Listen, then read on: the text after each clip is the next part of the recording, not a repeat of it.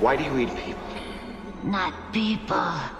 Brains. Shh. It's the film flavors. Hi, I'm Chris. Hey guys, I'm Robert. And we're the Film Flamers. And it's time for another Top 10. This month, we'll be going over our top 10 zombie movies. That's right, we like a theme, and in our full episode this month, we covered Night of the Living Dead, so we thought, this is a perfect time to go through all the zombie movies we love and just rank them. Before we set out to do this list, I felt like it was important to create some rules around what a zombie is and what we can consider to be zombies. And we both agreed that it kind of had to be tied to the modern idea of what a zombie is. And so I came up with this sentence. Zombies are generally mindless, relentlessly aggressive humans that are either reanimated corpses, infected, or both, and driven by said infection or supernatural force. So no, they can't include things like vampires, or things like that. So that's our rules going forward. There's a couple on here that might blur that line, I think, especially on your list. Yes. Because I didn't email this sentence to you, but I did mention it on the phone, and you're supposed to remember everything I say. Well, I will not be ignored, Robert. No, we're never going to let that one die. No, that one's going to be there forever. George Romero really created the modern zombie film, as you heard us talk about in Night of the Living Dead, and this rule really sticks to that. So, what he created was a reanimated corpse, someone that, has recently died and come back from the dead, who usually wants to kill or eat another human. Yeah. Right? And the original, of course, we talk about this a little bit in Night of the Living Dead episode, but these aren't like the Haitian zombies, right? That are just reanimated or kind of carrying out the will a la White Zombie, of Bela Lugosi somewhere. This is, these zombies are not really following any kind of directive from like a single will, right? This is either some sort of contagion, viral contagion, or it's, basically just something that's happening, like George Romero. So essentially something that has died and come back to life. It's at the same time as consumes like human flesh, right? Is cannibalized. So I think it was George Romero that really kind of popularized the cannibalizing undead fiend, or I guess as he put it, ghoul. Ghoul, yeah. Mm-hmm. Okay, well, with all that being said, let's get started with our top 10 zombie films.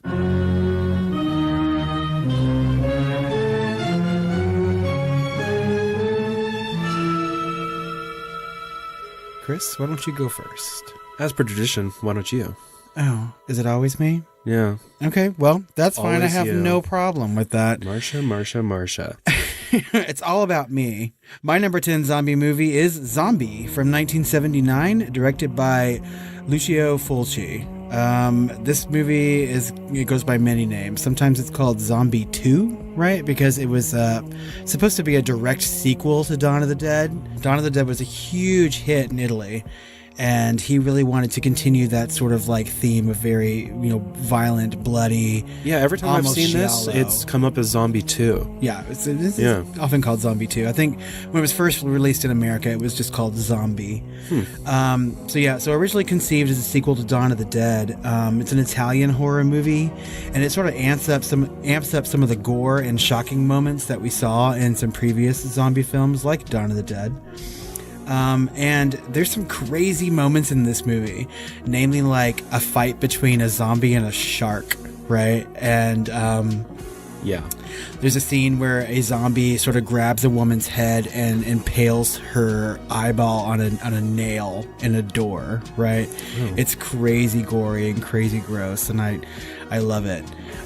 It doesn't really offer anything new as far as zombie flicks go, except for like this crazy shit. If you want to see a zombie fight a shark, it's the only place to go find it. Wow. But it's definitely fun. I feel like Sharknado series is going to get there eventually. Oh, I'm sure. If they have sharks and tornadoes, there's going to be some sort of zombie Tara Reid, stabbing a shark.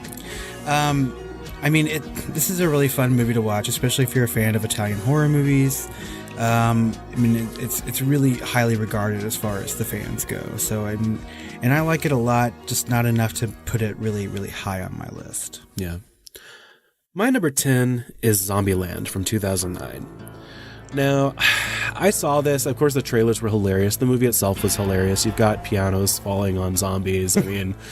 There's like inventive kills for zombies. I mean, it's just really a lot of fun, you know, and you kind of expect that with like the cast that they had with like Woody Harrelson and everyone else. Oh, definitely. Oh yeah, and it's just a lot of fun, and it's not like the best or certainly not the most like social commentary of any of these, but it was just really well made, very high quality, very funny, great movie overall, I think. Yeah, I mean, the comedic acting in this movie is fantastic. So I love Emma Stone. I will watch her in just about anything she does. And I think this is one of the first movies that she really got onto my radar with. So, I mean, I enjoy this movie quite a bit.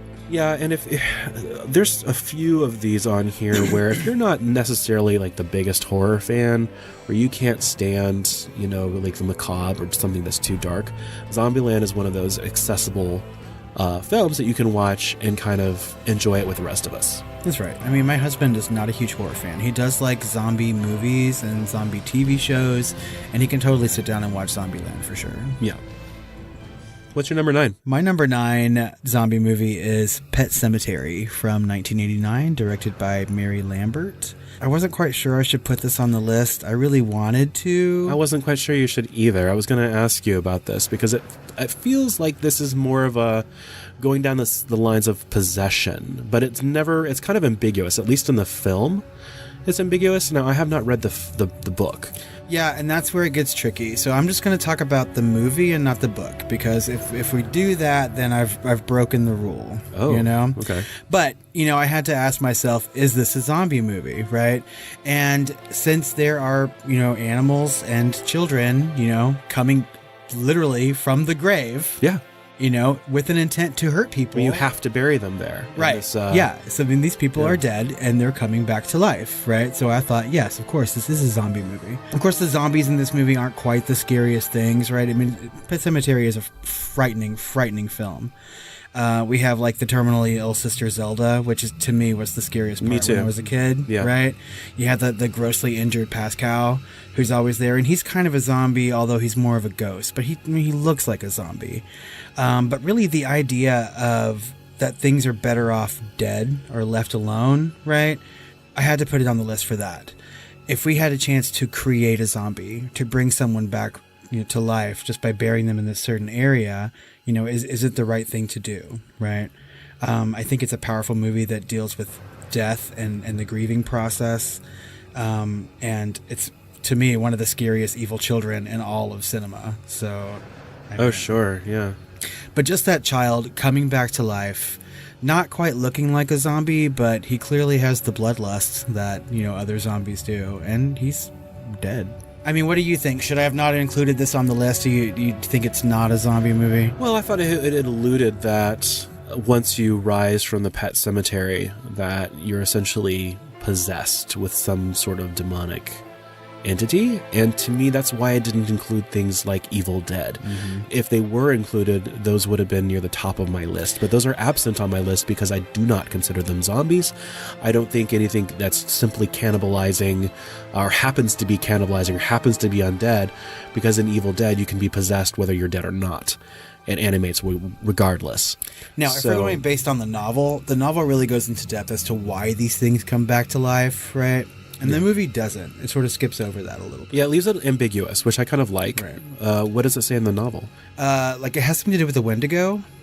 You know, like there's an evil spirit that sort of tainted that ground, and that's why the Native Americans who lived there have, you know, they left to begin with, right? Okay. So it's just an evil ground that will, you know, reanimate a corpse, right? Okay, but what explains their motivations, though? I would assume the spirit within them, right? So, I mean, it's on that line, I think. I think it just depends on which text you want to go with. If you're going with the novel or you're going with the movie. Because the movie sort of skirts all that and just says it's, you know, a bad place and this is what happens when you do it. And I felt like the cat would have been a little bit more, I don't know, you know, violent or something, or... Well, it was mean. It was mean, but it wasn't like trying to like kill everything it saw. And in the flashbacks in this movie, so you have like that guy's dog that came back to life that acted sort of rabid, and then you had, you know, that person who buried their son there, you know, and this is all, you know, the neighbor telling these stories to the father, and I mean it's just a clear progression of what I would consider a zombie, you know. something that's dead, buried, and coming back to life. Yeah. Well, I think it's safe with the movie to have it on here. So I think it's borderline gray area, but yeah, I think you're good. At least in Evil Dead, they had to like read from a tome to get these things to happen, right? I mean, in this one, it really is just the act of burial. Yeah. My number 9 is Resident Evil from 2002. Ooh, good choice. So I originally had the Reanimator here, which is like weirdly the second or third highest rated like zombie movie ever on like Rotten Tomatoes, but it didn't resonate with me like Return of the Living Dead did, you know, like with that kind of that 80s tongue-in-cheek horror comedy type of vibe. I think between the two, my favorite is Return of the Living Dead. But I decided to put this in there instead because it's just the effect it had on me. Reanimator didn't have the effect that Resident Evil had on me, so that's why I kind of swapped them out. But Resident Evil kind of came out of nowhere for me. When I saw it, I was just kind of, I think, entering college around this time. And I remember really anticipating going to see it in the theater. And I really liked this director. I believe he had done earlier when I was a kid, like Mortal Kombat. And I think later on he did Event Horizon. I was going to say, did you do Event Horizon? Which I loved and still kind of love in a special way to this day. But Resident Evil, I mean, it had everything for me. It was something I hadn't really seen before as much, which was like a high-tech kind of corporate environment, underground, so it was like secret. And then you had like this martial arts action type stuff going on. But you also kind of had that aliens-ish thing with like a militia, and you had all these awesome special effects and a great soundtrack by Marilyn Manson. You had the strong female character as a lead, played by Mila Jovovich.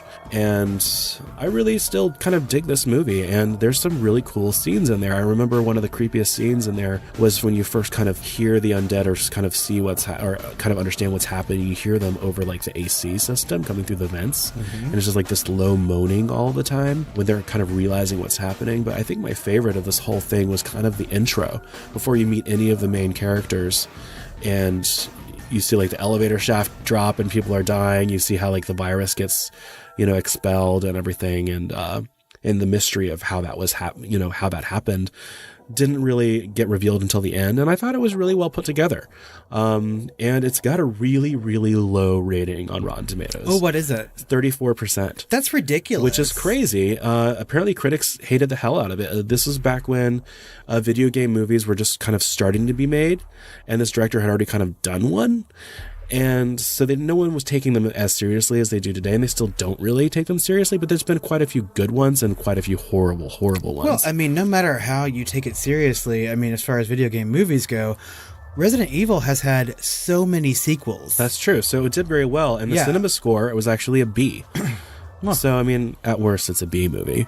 Right. I mean, Resident Evil is really, really cool, and I haven't seen the original in quite some time. I kept up with it. I watched the sequels. I mean, I really like it. And it's no secret to our listeners that I like zombies anyway, right? So I'm going to watch whatever I can. But it was a really stylish movie and a really fun watch. Well, I like those dogs. Those zombie dogs are amazing. Well, it kind of transcends into like a high-tech sci-fi area too, because like you end up getting like superpowers and like mutated weird, demonic zombie things. Like you get all kinds of stuff out of this, and so it's very special and individualistic, I think, in the genre, and there's nothing quite else like it. No. Obviously a lot of that is owed to the original game, but I think that he kicked off something special. So that's why it's on my list. Yep, and I kind of want to play the new version of the game. It's a remake of Resident Evil 2. I didn't know you could remake games, but apparently it's happening. It's like an HD remaster or whatever, and it's supposed to be like the best thing ever. So yeah, I'm totally down with it. I'll do that. I'm not quite a gamer, and I'll probably suck at it. It'll take me a year to beat, but I'm going to do it. Yeah. What's your number 8? My number 8 is It Stains the Sand Red from 2016, directed by Colin Minahan. Never seen it. It's so good. I really want to see it. Yeah. I watched this movie a couple years ago and I was just floored. And I have to say that, I mean, over the years, Colin Minahan is like quickly becoming one of my new favorite horror directors. Because I mean, Grave Encounters, have you seen that? No. It's grossly underrated. It's so good.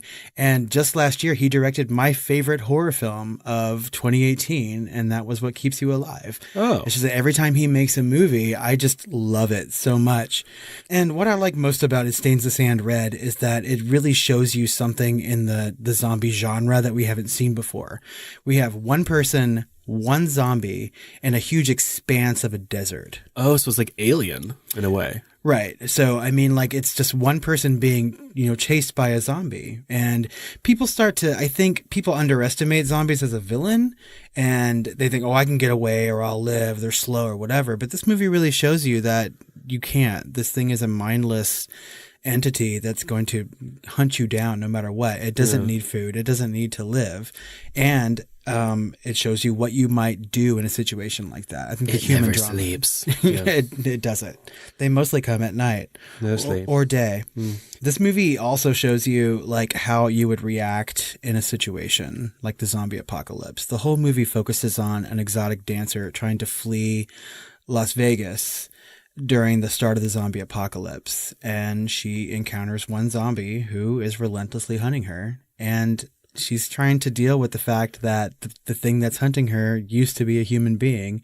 And I mean, for normal people, it's kind of hard to kill something like that, right? So it's not just a horror movie. There's lots of human drama going on, and there's some really great performances, not only from the lady, the female lead who plays the exotic dancer, but also the zombie. It is the best zombie performance in the history of zombie films. Oh, wow. Yeah. We might have to give it Brightest Flame. It is just fantastic. Yeah. So if you haven't seen it, go watch it. It's streaming on Shudder. I cannot recommend it enough. So that kind of missed my radar because I was looking for basically to kind of round out my like a top 20 so I could just like start watching things that I hadn't seen. Yeah. I basically consolidated all of these like zombie films that had 90% or like 85% and above on Rotten Tomatoes, and there was plenty. And so that's what I started watching from that list. And so this is like, even because it's like in the 70s, I think it's like 76. I don't even know what it's rated on there. Yeah. Like it just like passed right under my radar. And so it looks really good. I don't think a lot of people have seen it, but I mean, the people that I know, some of my horror friends who have seen it like it quite a bit. Yeah. So, I mean, I'm not completely alone in this, but I want to trust Rotten Tomatoes because it's an aggregate of a lot, and I love aggregates. And unfortunately, like sometimes the masses just miss it. They miss the point. Well, and we've seen that happen again and again with horror movies. So maybe I should start. Mostly horror movies. I should stop using that as a kind of a litmus test for my horror movies. Well, I think by and largely critics pan horror movies. So sometimes, yeah.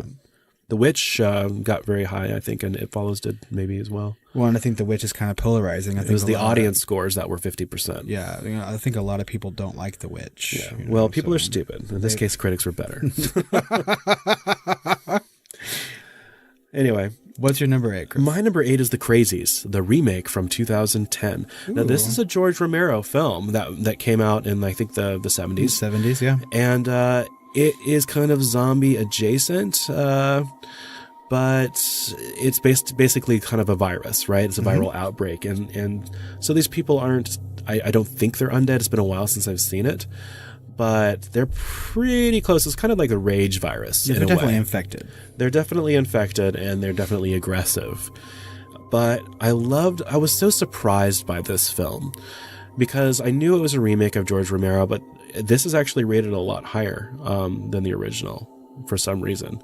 I have not seen the original, but this film has Timothy Olyphant in it, and I forget who else. But it's like a small town, and the trailer kind of doesn't really tell you that it gets out of that small town, but it starts really in this kind of sleepy town, and then it grows larger and larger and larger until like there's nuclear weapons involved. Like it gets big, and you don't expect that, and it kind of blows up. But it was very tense and really interesting, and you care about the characters, and a lot of the things they did were really interesting, really horrific, really smart. And so this is something that I would want to see again, and I'm surprised I haven't, because I've talked about this film a lot over the last 10 years or so. I saw the remake of The Crazies in the theater, and I haven't seen it since. And I love George Romero so much, his entire oeuvre, really. But The Crazies is just one that I just don't go back to that often, right? I mean, I like it. I do. It's good. And I always suggest going to watch the original as well. But I did enjoy the remake. I think Melissa George is in it too. And so, I mean, it was, again, like a stylish remake of that particular movie. It's typically been referred to as one of the remakes that has worked. You know, one of the remakes that is something to point to and say, hey, this was done right. And I remember liking it, and I cannot think why I haven't gone back to revisit it, but I certainly will now. Yeah. What's your number 7? My number 7 is a remake. It's the remake of Dawn of the Dead from 2004, directed by Zack Snyder. I said it once and I'll say it again. The best thing to come out of that movie is Get Down with the Sickness. Oh, that like lounge cover of that Get song. down with the sickness. Get up, come on, get down with the sickness. Yeah. The best thing to come out of that movie really is all of it, because I don't know. I did not want to put this on my list. I actively told myself I wasn't going to do remakes on here. Just so I wouldn't have to like say the same title over and over again or something. I don't know. But I love this movie so much. In fact, if you go back to our top 10 horror movie remakes, which was our first top 10 episode, this was my number 2. So I just love it. I really like this film too. I just felt like they didn't really know how to end it. And so it just kind of ends like boom. Like it's just all the characters you care about all of a sudden just like they're gone. Well, and that's the thing, is that this one is so different from the original. I mean, in the original Dawn of the Dead, I care about the characters a lot more than I do in this one. Oh yeah. So, and sometimes there's just a perfect storm when movies are released. And I was, living in Austin in my early 20s. And I saw this movie no less than 6 times in the theater. I just fell in love with it, went back to back to back to watch it. And as soon as it released on DVD, I bought it and watched it all over again. I have seen this movie probably more times than I've seen the original Dawn. It's probably Zack Snyder's best film. He did 300. Right. And he also did Watchmen. And of course he's done like Batman v Superman or whatever. So his films have gotten progressively worse. But he started off with a bang, and that this was good, and it was kind of startling to see not only like these are fast moving zombies, but like really energetic fast moving zombies. Right. Well, and it was like their little girl, she's a zombie, right? And she does like this backflip, like in the first scene of the movie, basically. I was not a fan of fast zombies at first until I saw this movie, and now I really am. It's so different from the original that there's so much to love and not, feel bad about loving it. But I also like when movies sort of open a new chapter in my horror life, right? And this is just one of them. I happened to see it, and then the stream of movies that come out after this, things like Hostel, I think it really built up my 20s horror movie viewing experience. And it just started the whole thing. And as far as zombies go, I mean, there's a zombie newborn, right? So it gets crazy. My number 7 is Shaun of the Dead from 2004. So obviously the title's a riff off of Dawn of the Dead, but gosh, I just have so much love for this, and so many other people do. This is a really well-regarded film, both with the audiences and with critics. And of course, it's got Sean Pegg and, his buddy, that Nick Frost. Yeah. And so, it's just such a good, solid, hilarious movie from start to finish. I love the scene where they're basically trying to attack zombies in the bar and like Queen goes on, the jukebox, and they're like just like hitting to the beat, and just there's so many moments in this film that are hilarious, and just like it's really heartfelt too. It's a really good movie. Don't kill me. I've never seen Shaun of the Dead. You've never seen Shaun of the Dead? I've never seen Shaun of the Dead. Holy crap. I know. It's just universally loved. I know, and I keep hearing it, and it's always like, I need to watch this movie, and I love zombie movies, right? I've seen Zombieland, but not Shaun of the Dead. I don't know what's wrong with me, but I need to watch this. Twitter, don't come for me. I will watch it and report back. That's insane. I can't believe you haven't seen Shaun of the Dead. And here I am chastising you for shit. Oh, God. My goodness. My number 6 zombie film is 28 Days Later from 2002, directed by Danny Boyle of Trainspotting fame. as well as Sunshine, I believe. Yeah, he did direct Sunshine, which I haven't seen yet, but it's coming up, ladies and gentlemen. Yes, it is. It's like a Fast Zombie originator, right? This is where Fast Zombies came from? No, No. not at all. Where the hell did they come from then? Decades before. Shit, Return of the Living Dead has running zombies in it. Oh, but not like this. Literally running super and fast sprinting zombies. after you in Return of the Living Dead. That's true. Like, I made a note of it. Like, I was like, people like keep trying to originate. It was like 28 Days Later, but I think there was a lull, and we didn't really get zombie movies in the 90s and stuff. And we were growing up then. We were watching these older movies, and there's only a couple scenes in Return of the Living Dead and some of these others where they're running. Most of the time, they're just kind of stumbling around or standing.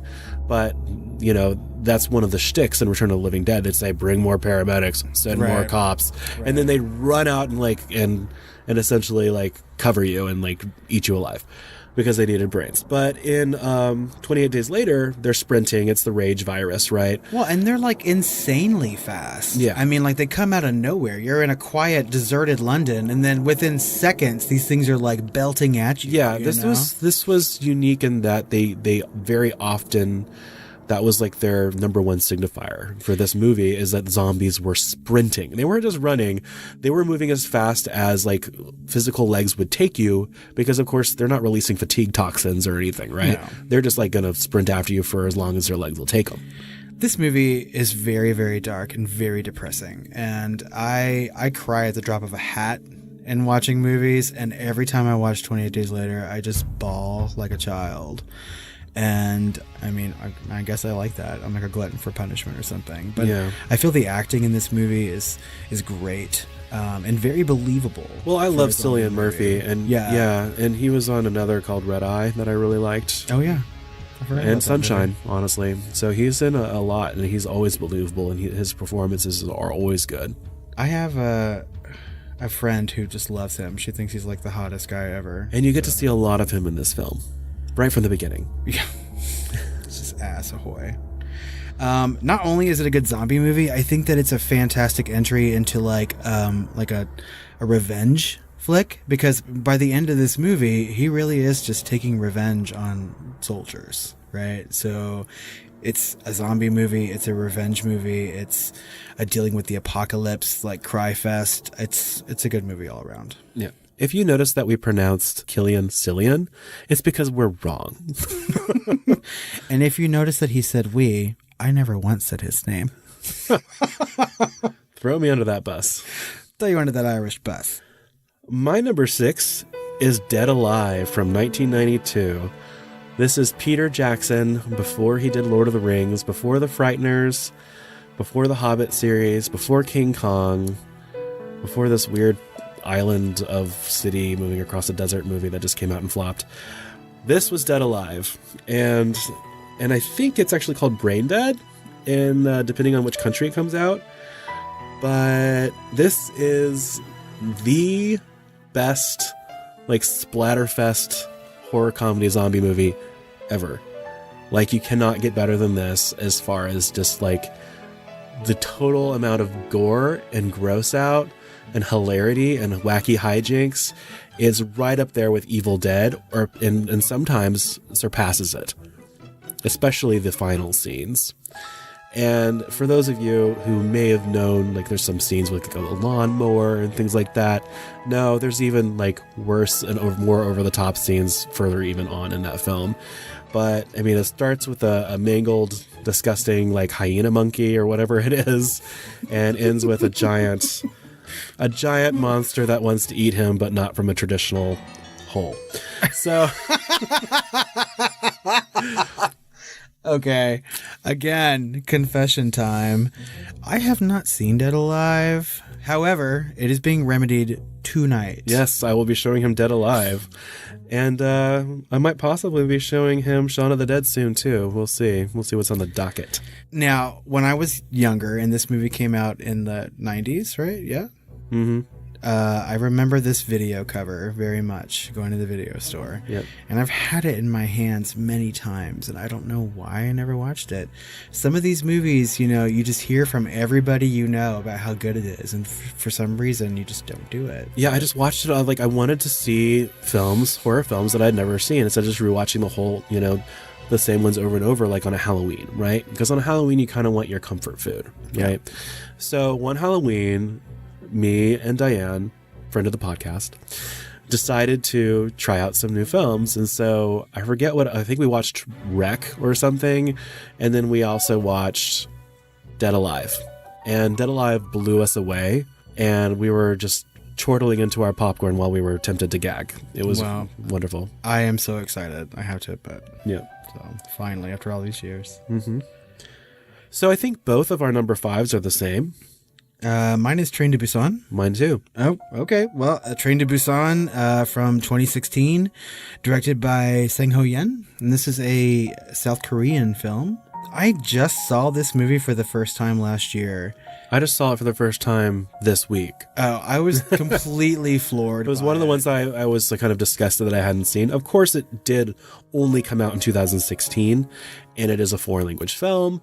So let's give ourselves a little bit of a buffer as, you know, slow, dumb Americans. But no, I wouldn't say I was blown away by the film, but it was definitely very, very good. I felt like it kept hitting me over the fucking head with the social commentary. Yeah. Like a blunt fucking object of social commentary over and over and over again, like almost like it was treating me like a child, you know. And I could see this being more for teenagers, especially with some of the cast and the character choices.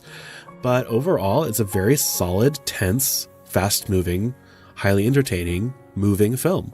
That's right. So I've watched it 2 times in as many months, and I just love this movie. I like to cry in movies, and this one makes me cry. There's so much melodrama going on in this. It's almost like a zombie soap opera, and I love it. I live for it. Yeah. So, and most of it takes place on the train.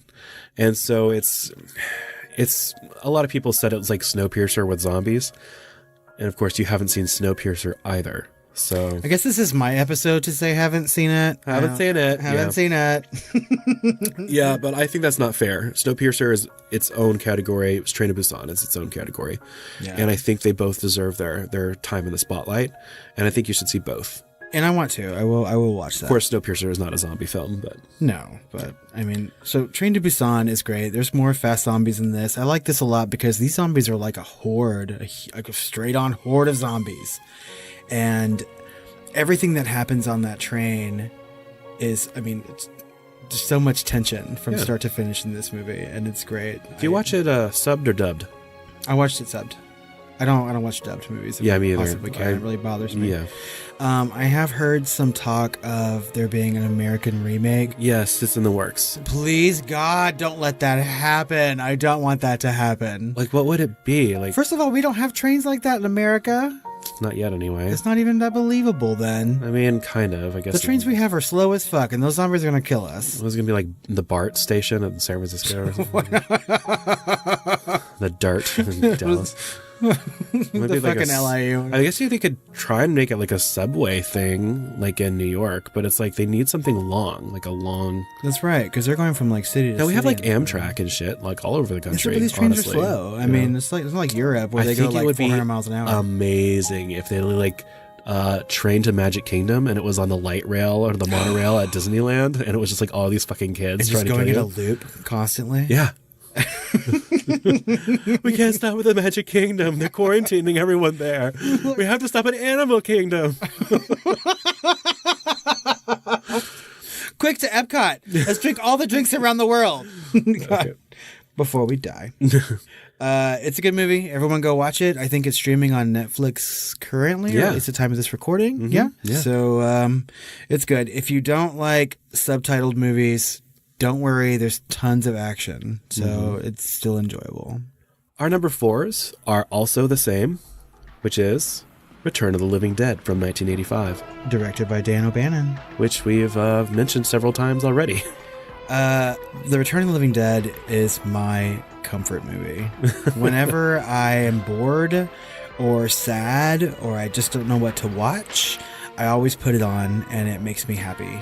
You know, I just watched it this week because I'd never seen it, but one of us does our homework.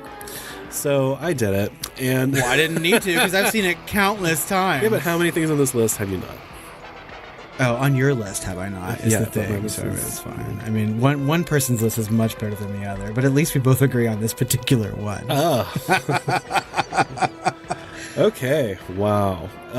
So Return of the Living Dead, I just saw it, but yeah, I can see how you can say that. It's such a good, just fun movie the whole way through. It knows its tone. That's right. It knows what it was trying to do. It knew that the look and feel that it wanted to go for, and it just achieved it, hands down. And it's just so much fun, and it's intriguing, and it's got some scary moments, and it's just so good. It's super, super entertaining. I know. And I saw this movie when I was very, very young. And I saw it before I saw Night of the Living Dead. I think that I saw Return of the Living Dead and Dawn of the Dead sort of around the same time period. And I was about like 6 years old when I watched these movies, and I probably shouldn't have. But this movie is so funny, and there's so much like punk rock in it, and like some of the references may have been lost on me, but over the years, I've picked them up, and it's just a fun movie from start to finish. And the sequel, I think, is equally as good. Oh, really? Well, it's sort of like one of those Evil Dead sequels where it's almost the exact same movie, just told with, some different actors in it. Yeah, it's just like the rating for it was so much lower because I kind of wanted to continue, especially because one of my earliest zombie films that I ever saw was, I think, Return of the Living Dead 3. Is that with the girl with all the piercings? Yeah, and it had a lot of body horror in it, and it kind of freaked me out. Well, that movie really took the series in a different direction. It wasn't quite as funny. Looked like it. These two movies are straight up horror. It's like they watched The Crow and they wanted to make their own version or something. Very that. That's exactly what it is. Yes. I watched the trailer and I was just like, oh, this doesn't look as scary as I thought. But I remember there was being piercings being ripped out. Yeah, it's gross. There was a lot of weird It's nowhere near as fun as this particular movie is. Return of the Living Dead is a fun movie to watch. Now, what I thought was interesting was that this came out in August of 1985, and Reanimator came out in October of 1985. But there's no talk or mention in anything that I've looked up about how that played with audiences, which one they preferred at the time.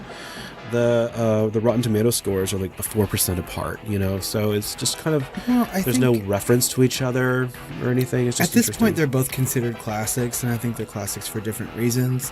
But they're both movies that deal with very similar topics, and they're both a little funny. Yeah, I thought Reanimator was trying to be like a dry humor, with horror, but at the same time, for me, it didn't quite, hit the tone. It didn't know what its tone wanted to be. It kind of wavered a little bit, versus Return of the Living Dead knew exactly what it wanted to be, and it was just having so much fun being that. See, and I always thought that you would prefer Reanimator over this because you're so Lovecraftian in your No, I love Lovecraftian stuff, but there's no movie out there that I'm waiting for that Guillermo del Toro Mountains of Madness Lovecraftian film. That's the one I want. I don't want this other stuff that we've been getting because I just feel like it's a waste of time. Well, we can't go on talking about Return of the Dead without talking about what Dan O'Bannon did before this, and he was one of the writers, if not the main writer, of Alien. Oh, yeah. So, I mean, he's got some good horror cred, but I love this movie so much. And I mean, it could be higher on the list just because the number of times that I watched it. There are just others that I like a little bit more. And moving on to my number 3 then would be Night of the Creeps from 1986, so the year later, directed by Fred Decker. Night of the Creeps is this homage to 1950s sci-fi horror, right? There's everything in this movie, actually. There's some aliens, there's some nasty slugs, there's a slasher, and there's also lots and lots of zombies. And this movie is just so much fun from start to finish. I've never seen it. It's great. This is one of the first horror movies that I really remember seeing ads for on TV when I was a kid and just begging my mom to take me to see it. And she did. And I was 7 years old. So, but it has everything that I want in a horror movie. There's urban legend stuff in it, right? And Tom Atkins is in it. And I just love him from Halloween 3, as you recall. He plays the lead guy. I think you need to watch Night of the Creeps because I think that you would enjoy it. I think you would enjoy the homage. Definitely. Yeah. I'm going to actually go back to all of our top 10s, I think, and just watch all the ones on your list that I have not seen. And I hope you would do the same. Yeah. Yeah. Thank you. I know. Fred Dekker also made a movie in the 80s called The Monster Squad, which I'm sure you've seen, right? It's sort of like another love letter to Universal movies. He's shaking his head yes, which is not accurate. I'm tired of saying haven't seen it. Night of the Creeps is fun. Essentially, it's about aliens coming to Earth, and they release these little parasite slugs that go into your brain and kill you, and then you come back to life.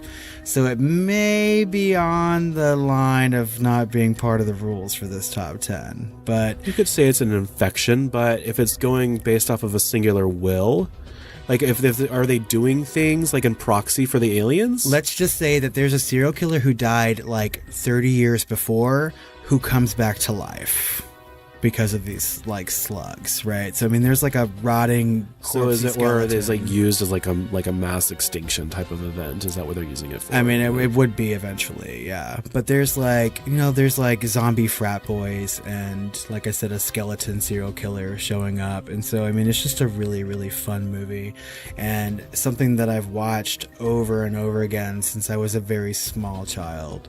It's just a huge part of my horror experience in my entire life. Okay. So it had to be higher than Return of the Living Dead, I think. My number 3 is Rec from 2007, Spanish language film. So essentially, of course, you've seen this, and you've probably also seen the remake Quarantine, which I also liked. I thought they were pretty interchangeable, but if I had to choose one, I would choose Rec, and of course that's also what the critics have chosen. But it's essentially this reporter, I believe, and her cameraman that goes on a ride-along with, I believe, firemen. Mm-hmm. And so they go to this like building where there's a fire, and they go in there, and it's essentially a zombie outbreak. So they have to kind of go floor by floor and hide and, go up and try and rescue some people. And it's just really, really, really interesting because they get quarantined and locked in there under threat of being shot because it's like a violent outbreak. And so they have to survive in this building, and it's all dark. And, it's just really, really creepy, certain rooms and things that happen, and you can't quite see what's going on. It's all found footage. And usually I'm not a huge fan of found footage, but this is a perfect example of how you can do it well. Mm-hmm. And I would recommend anyone that's any kind of interested in horror or horror adjacent or zombie or found footage or any of the above to watch this film if you haven't, because I think it's going to be a cult classic if it isn't already. Yeah, I would say so. I think that it's really appreciated in horror circles. I've seen Rec and I like it very much. I've seen Quarantine more. I think just because watching things in English sometimes is more accessible. And I've almost found the opposite sometimes. Like, when you watch a movie and there's subtitles, sometimes it's like you're also reading a book in a way. So you're kind of filling in things that you're not seeing on the screen while you're reading with your imagination partially. And so it's almost more transportive sometimes, especially with that more authentic other language if you don't understand the language being spoken. In this case, it's Spanish. Mm-hmm. So a lot of people wouldn't have trouble with it in America, at least, or at least in the South. And honestly, it's just whatever you do, whether it's dubbed or subbed, or you watch Quarantine instead, try and start with Rec. Both those movies were so shaky, right, that it made me physically ill to watch it. I saw Quarantine in the theater, and I was like nauseous by the end of it. I can't imagine watching it in a theater. I watch it on my big screen at home. But that's also not a theater. And so maybe at a theater I would want to watch like a Back Row or something, but yeah. I was so sick. I mean, I really enjoyed it, but it was just like, I felt dizzy and, Well, that has something to say about it. If you really enjoyed it and you were still kind of like barfing into your popcorn cup, So, I mean, it makes sense. Mm-hmm. My number 2 is Dawn of the Dead from 1978, directed by George Romero. That's my number 2 as well. Oh, shit. Yeah. Well, I really wanted it to be number 1 because I just feel like maybe the social commentary in Dawn of the Dead is just more poignant or more obvious than it is in some other films that might be our number 1.